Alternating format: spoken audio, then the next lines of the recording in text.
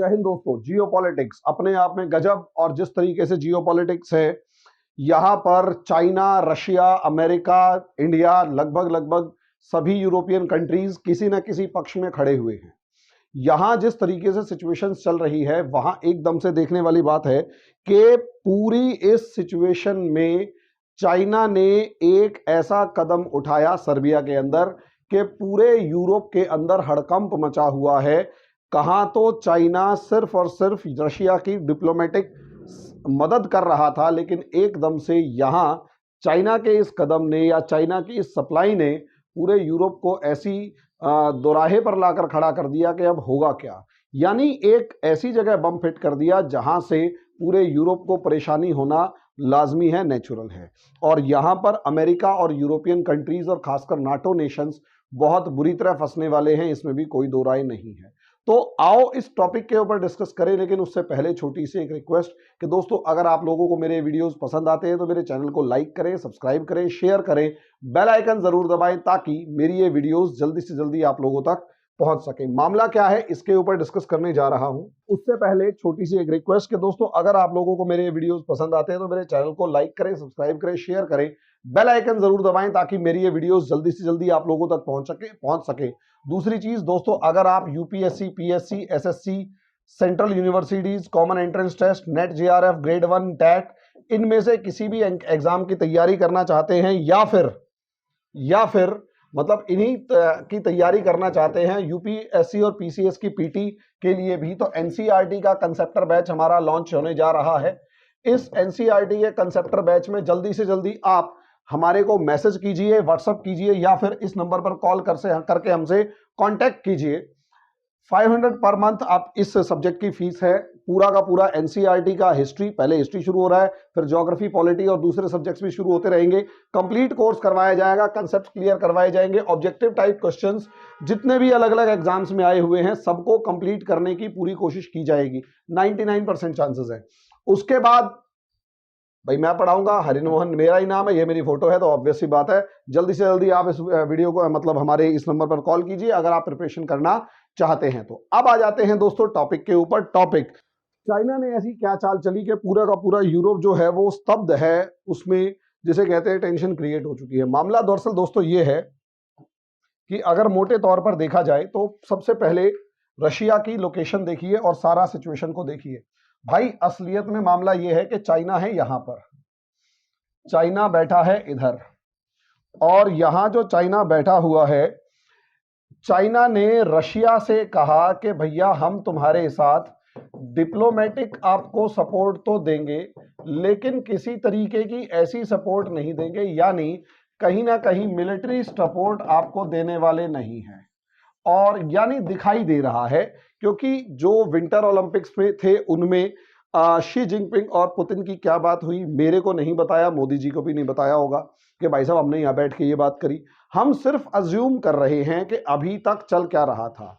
अभी तक ये चल रहा था कि चाइना डिप्लोमेटिक सपोर्ट तो रशिया को दे रहा है, और डिप्लोमेटिक सपोर्ट के साथ पूरी कोशिश ये भी कर रहा है कि चाइना जो मतलब रशिया को दुनिया जो है वो आइसोलेट ना कर दे और रशिया को किसी ना किसी तरीके की सपोर्ट मिलती रहे। लेकिन दूसरी अगर सिचुएशन यहां देखी जाए तो कहीं ना कहीं यूक्रेन के मामले में पूरे यूरोप के अंदर तो रशिया अकेला ही भिड़ रहा है, और पूरी सिचुएशन रशिया के अगेंस्ट जाती हुई नजर आ रही थी। और वहीं एकदम से आप देखो दिखेगा कि फिनलैंड के अंदर भी अब कहीं ना कहीं वॉर जोन डिक्लेयर होते हुए देर नहीं लगेगी, क्योंकि फिनलैंड ने भी वॉर की प्रिपरेशंस करना शुरू कर दिया है और रशिया ने भी वॉर प्रिपरेशंस करना शुरू कर दिया है फिनलैंड के बॉर्डर पे। इसका मतलब यह है कि अभी तक यूक्रेन के ऊपर जो अभी एक ही बॉर्डर खुला हुआ था, अब दूसरा वॉर जोन फिनलैंड डिक्लेयर हो जाएगा और रशिया अब एक की जगह दो जगह एंगेज हो जाएगा। और मुझे ऐसा लगता है कि पॉसिबली जॉर्जिया के अंदर भी अगर वॉर जोन क्रिएट हो गया तो यहां तीसरी जगह पर वॉर जोन होगा और रशिया 3 जगह पर फंसता हुआ नजर आएगा। अगर ये 3 जगह फंस गया, और ये तीनों के तीनों नाटो नेशंस नहीं है, ये याद रख लीजिएगा। नाटो नेशंस ना होने की वजह से नाटो इनको खुलकर मदद करेगा नहीं, लेकिन नाटो सीधे सीधे तौर पर अगर इनको आर्म्स और एम्यूनिशन प्रोवाइड करना चालू रखेगा तो उसका सीधा सीधा असर होगा कि वेपन्स जैसे जैसे सप्लाई होते चले जाएंगे, सीधा सीधा उसका असर होगा कि पूरी ताकत के साथ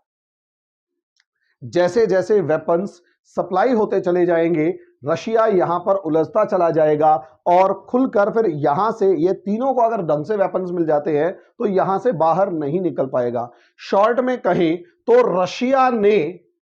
नाटो कंट्रीज को, मतलब नाटो कंट्रीज ने रशिया को घेर लिया है और रशिया जो है इन तीनों से अपने वेस्ट में युद्ध में उलझ चुका है। लेकिन यहां चाइना को एक प्रॉब्लम थी कि नाटो कंट्रीज रशिया पर भारी पड़ेंगे, इसमें कोई दो राय नहीं है, और चाइना यहां अकेला पड़ेगा। कम से कम अमेरिका को इधर और ज्यादा प्रेशर क्रिएट होता हुआ नजर नहीं आ रहा, या मोटे तौर पर देखें तो अमेरिका नाटो और या यूं कहें यूरोप में बहुत ज्यादा प्रेशर के अंदर नहीं आ रहा। क्यों? क्योंकि भाई सीधी सी बात है, ये फ्रांस, जर्मनी, यूके और नाटो नेशंस, अमेरिका को हटा के जो नाटो नेशंस हैं वो सारे के सारे रशिया से अभी भी भारी पड़ेंगे और बहुत ज्यादा भारी पड़ेंगे।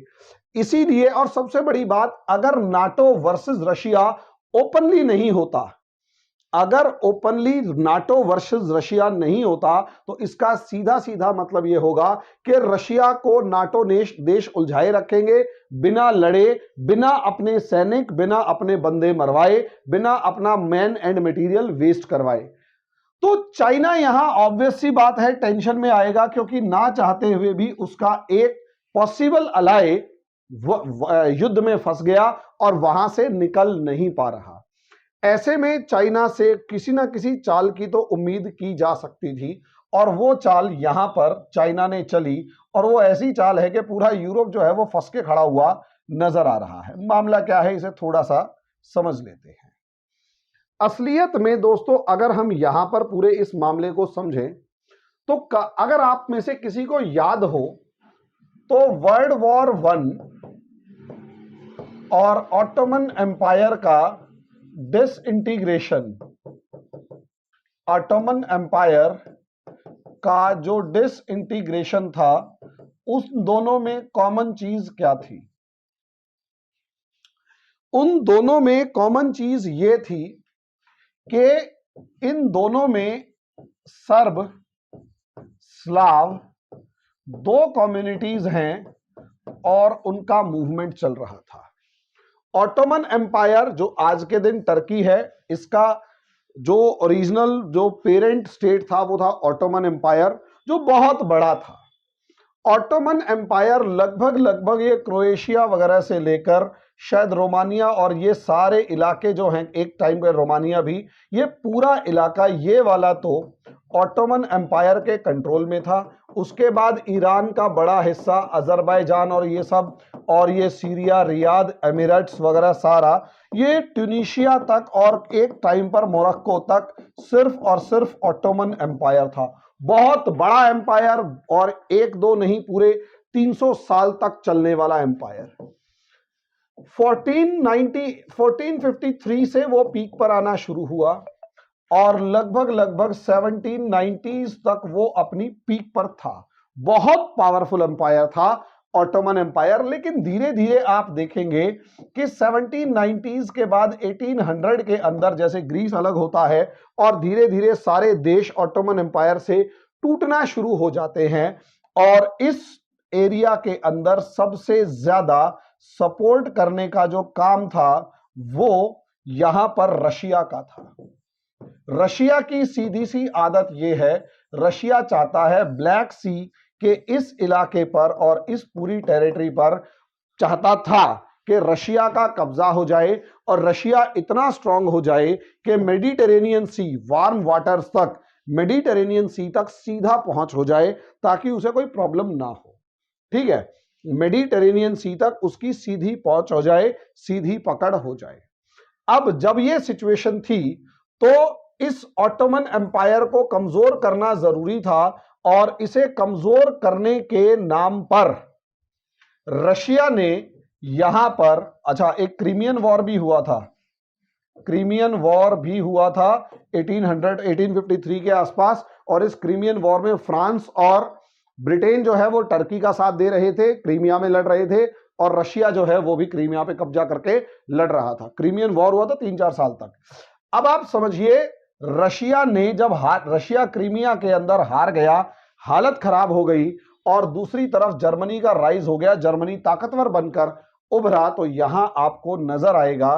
कि रशिया ने एक ऑल्टरनेट तरीका अपनाया, और रशिया कहता है कि ये जो सर्ब लोग हैं और स्लाव लोग हैं, ये दोनों मेरे क्लोज हैं, मेरे निकट हैं, ये दोनों मेरे क्लोज हैं, मेरे एथनिकली मेरे साथ हैं, और ये जो हैं ये रशियन चर्च को सपोर्ट करते हैं, और जार को ये कहीं ना कहीं अपना किंग मानते हैं, और जार भी कहीं ना कहीं इनसे एथनिकली जुड़ा हुआ था। और इसीलिए रशिया ने सर्ब स्लाव मूवमेंट चलाया। ऑटोमन एम्पायर के इस पूरे इलाके के अंदर सर्ब और स्लाव के नाम पर आग लगा दी, और उस आग की लपटें उस टाइम के ऑस्ट्रियन एम्पायर पर भी पड़ी। ये पूरा ऑस्ट्रियन एम्पायर था, ऑस्ट्रिया, हंगरी, चेकोस्लोवाकिया पूरा इसके कंट्रोल में था, रोमानिया का बड़ा हिस्सा इसके कंट्रोल में था, पूरे का पूरा जर्मनी, डेनमार्क तक उसके बॉर्डर्स लगते थे, और कहीं ना कहीं इधर से ये इटली को भी अपने कंट्रोल में रखता था। सोच कर देखिए, ऑटोमन जो ऑस्ट्रियन एम्पायर था वो भी कितना बड़ा एम्पायर रहा होगा। अब प्रॉब्लम ये थी कि सर्ब स्लाव आंदोलन में ऑटोमन्स के अगेंस्ट जब सर्ब स्लाव आंदोलन मूवमेंट शुरू हुआ, तो उस सर्ब स्लाव मूवमेंट का असर ऑस्ट्रिया हंगरी एम्पायर के ऊपर भी पड़ा, ऑस्ट्रियन हंगेरियन एम्पायर पर भी पड़ा, और इस हद तक पड़ा कि ऑस्ट्रिया के अंदर भी वही प्रोटेस्ट, वही तोड़फोड़, वही मूवमेंट, वही रिवोल्ट, रिबेलियन शुरू हो गए जो ऑटोमन एम्पायर में चल रहे थे। यही एक रीजन है, उस टाइम पर यूक्रेन रशिया का हिस्सा होता था, यही एक रीजन है, ऑस्ट्रिया और रशिया का लड़ाई थी। और इसी सर्बिया में से एक सर्ब ने, गैब्रिलियो नाम का एक सर्ब था, उसने ऑस्ट्रिया और हंगरी के प्रिंस को मार डाला, प्रिंस फर्डिनेंड और उसकी वाइफ को मार डाला, और उससे ऑस्ट्रिया ने सर्बिया पर हमला किया, और रशिया ने सर्बिया का सपोर्ट लेने के लिए ऑस्ट्रिया पर हमला कर दिया। जर्मनी का दोस्त ऑस्ट्रिया था, जर्मनी ने रशिया पर हमला कर दिया, और जैसे ही जर्मनी ने रशिया पर हमला किया, फ्रांस और ब्रिटेन ने जर्मनी पर हमला कर दिया, और वर्ल्ड वॉर शुरू हो गया। सोच कर देखिए, सर्बिया एक छोटा सा देश, इस वीडियो को देखने वाले बहुत सारे लोगों ने इसका नाम तक नहीं सुना होगा, इसकी राजधानी के बारे में बहुत ज्यादा लोगों को नहीं पता होगा, और यह फैक्ट भी नहीं पता होगा कि इस सर्बिया के एक नागरिक के चक्कर में, या इस सर्बिया के चक्कर में, सर्ब के चक्कर में, इस सर्ब रीजन के चक्कर में पूरे के पूरे वर्ल्ड वॉर 1 को दुनिया ने देखा था। अब यही सर्बिया आज भी रशिया के साथ एथनिकली इतना जुड़ा हुआ है कि सर्बिया के जो राष्ट्रपति हैं उनकी, और मतलब सर्बिया की जो गवर्नमेंट है उसमें, और कहीं ना कहीं पुतिन के बीच में एक बहुत अच्छे रिलेशंस हैं। ये समझिएगा, सर्बिया के राष्ट्रपति और पुतिन के, मतलब सर्बिया की गवर्नमेंट और पुतिन के बीच में बहुत अच्छे संबंध हैं, और इसका असर आप इस चीज से लगा सकते हैं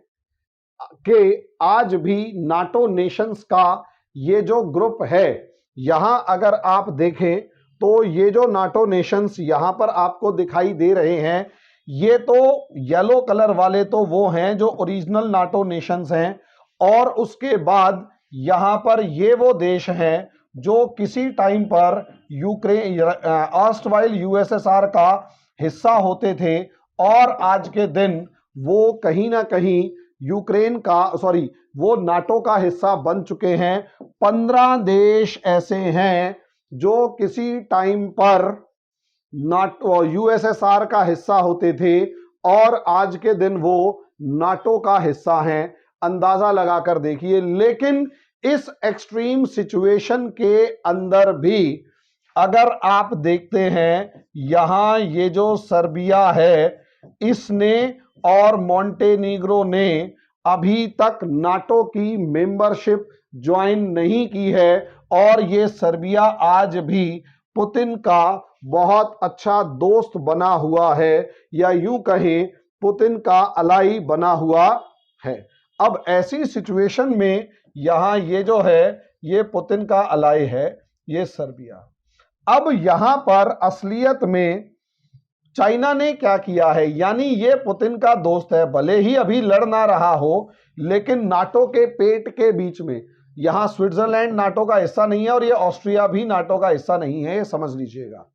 ऑस्ट्रिया भी नाटो का हिस्सा नहीं है। लेकिन सोचकर देखिए, चाइना ने यहां पर एंटी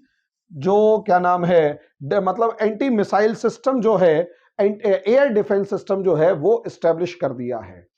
और बहुत ही तरीके से चोरी छिपे कहो या कैसे भी बहुत ही सीक्रेटली यहां सर्बिया के अंदर अपना एयर डिफेंस सिस्टम एस्टेब्लिश कर दिया। यानी कल को अगर वॉर होता है और सर्बिया भी रशिया के फेवर में लड़ना शुरू करता है या आवाज उठाना शुरू करता है और नाटो नेशंस चारों तरफ से इसके ऊपर टूट पड़ते हैं, तो कोई बड़ी बात नहीं है। इसके ऊपर मिसाइलों और दूसरी चीजों से अगर अटैक होगा तो यहां पर HQ-22 नाम का मिसाइल डिफेंस सिस्टम मौजूद है सर्बिया के पास, जो S-300, जिसे माना जाता है कि ये S-300 और अमेरिका के पैट्रियट मिसाइल डिफेंस सिस्टम जैसा है, अगर ये यहां पर मौजूद है, इफेक्टिवली अटैक कर मतलब कैपेबल है, तो कहीं ना कहीं नाटो नेशन से इसे बचाने की कोशिश की जाएगी।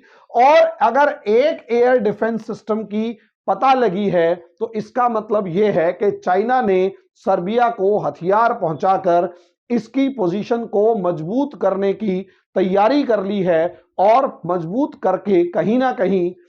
रशिया के हाथ मजबूत करके यहां सर्बिया मतलब सर्बिया को मजबूत करने का सीधा सीधा मतलब है कि रशिया को मजबूत करना। इस चाल ने कहीं ना कहीं इस पूरे नाटो नेशंस की नींद उड़ा दी है कि अगर इसी सर्बिया के पास कोई मिसाइल डिफेंस सिस्टम हुआ या और दूसरे ऐसे वेपन्स हुए जो नाटो के लिए थ्रेटफुल हो सकते हैं, तो इसका मतलब यह है कि ये नाटो अपने पेट में ही फट जाएगा और असली लड़ाई जो रशिया के साथ होनी थी, ये वाले सारे के सारे देश कहीं ना कहीं सर्बिया के साथ लड़ने में अगर बिजी हो गए तो आने वाले समय में सबकी पावर लगभग एक जैसी है, यही बाल्कन स्टेट्स कहलाते हैं। और इस बाल्कन स्टेट्स की वजह से सर्बिया के साथ अगर लड़ाई में ये आसपास के साथ 4-5 देश उलझ जाते हैं तो नाटो की पावर यहीं पर आधी हो जाएगी, और आने वाले समय में यहां पर सिचुएशंस जो हैं वो रशिया के फेवर में होती हुई नजर आएंगी। तो सोचकर देखिए, रशिया जो है वो तो फिनलैंड की तरफ बढ़ रहा है, रशिया जो है वो तो फिनलैंड की तरफ बढ़ रहा है, लेकिन यहां पर रशिया यूक्रेन में लड़ रहा है, बेलारूस के साथ मजबूत होके पोलैंड में जाने की तैयारी कर रहा है, लेकिन यहां पर एक ऐसा कंट्री को मजबूत करने की तैयारी खुलकर चल रही है जो किसी भी तरीके से रशिया के फेवर में लड़ेगी, तो आसपास के जितने देश हैं उन सबको रशिया के साथ लड़ने से रोक के इसी पूरे एरिया में एंगेज कर लेगी, और इससे कहीं ना कहीं रशिया की ही पोजीशन मजबूत होगी और ये जो नाटो देश हैं ये कमजोर होते हुए नजर आएंगे, और कमजोर नाटो अमेरिका पर प्रेशर क्रिएट करेंगे, और जितना ज्यादा अमेरिका पर प्रेशर क्रिएट होगा उतना ही ज्यादा चाइना को ताइवान में आसानी होगी। तो अभी सिर्फ और सिर्फ शय और मात का खेल चल रहा है। इस शय और मात के खेल में कौन कितना भारी पड़ता है ये धीरे धीरे इनकी चालें समझ के हमें समझना पड़ेगा कि अगला स्टेप क्या हो सकता है। भाई अभी फिनलैंड के साथ यूक्रेन के साथ हो गए थे, 50 दिन हो गए हैं, फिनलैंड के साथ शुरू होने दो, सर्बिया को मजबूत होने दो। पॉसिबिलिटी यही है कि सुनने में थोड़े दिन बाद आएगा कि सर्बिया ने भी रोमानिया वगैरह, रोमानिया, हंगरी, क्रोएशिया वगैरह पे या कोसोवो पे किसी पे हमला कर दिया और उसको जीतने की तैयारी में है। अब ऐसी सिचुएशन में तो आप समझ ही सकते हैं कि एक और नया मोर्चा खुल जाएगा। आगे क्या होगा वो वक्त बताएगा, लेकिन अभी तो दोस्तों कहीं ना कहीं पूरी सिचुएशंस जो है वो वर्ल्ड वॉर की तरफ इशारा कर रही है। अब ये शुरू तो लगभग हो चुका है, अभी दुनिया माने या ना माने बाकी सभी देश तैयारी कर रहे हैं और हर कोई अपनी अपनी तैयारी अपने हिसाब से करके जल्दी से जल्दी बैठना चाहता है, और क्योंकि युद्ध की तैयारी कभी पूरी नहीं होती है, याद रखिएगा। हर समय कोई ना कोई चीज कम लगी रहती है, पॉसिबिलिटी हमेशा किसी ना किसी लॉस की बनी रहती है। अब देखते हैं आगे क्या होता है, लेकिन इस सिचुएशन में तो चाइना की चाल यही नजर आ रही है। आगे वक्त बताएगा, तब तक के लिए धन्यवाद।